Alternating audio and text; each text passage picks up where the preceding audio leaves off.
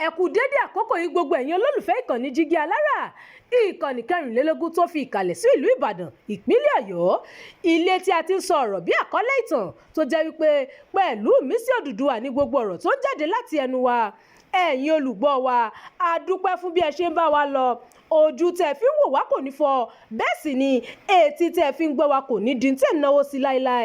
Abdulkareem Nimat ni oníròyìn yìí. Àwọn 5 fojú balẹ̀-ẹjọ́ ní Adó-Èkìtì, èyí lohun tí wọ́n ṣe.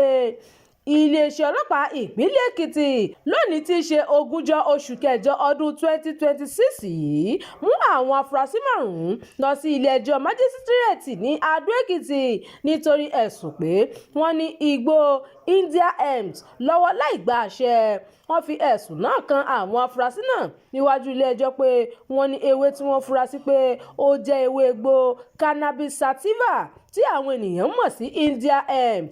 Àwọn tí wọ́n fi ẹ̀sùn kàn ní Ọmọ́tọ̀sọ Ọpẹ́yẹmí, ọmọ ọdún 29, Fọlọ́runṣọ́ Emmanuel, ọmọ ọdún 28, Lámídì Àlàbá, ọmọ ọdún 42, Sànmí Òjó, ọmọ ọdún 28, àti Babátúndé Abímbọ́lá, ọmọ ọdún 26.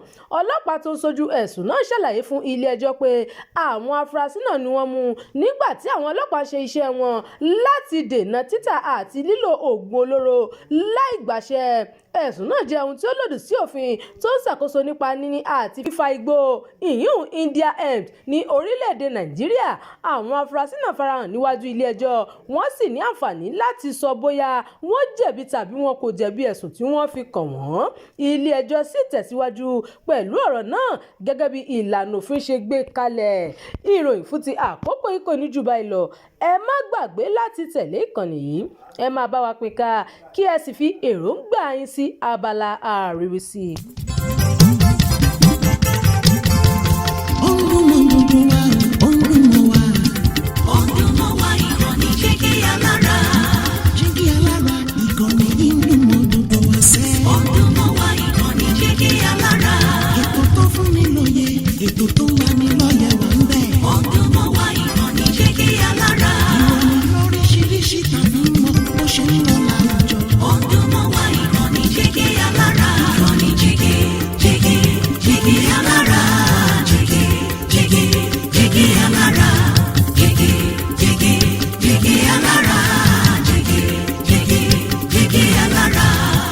Ìkànnì Jígí Alára 24, bàbá gbogbo.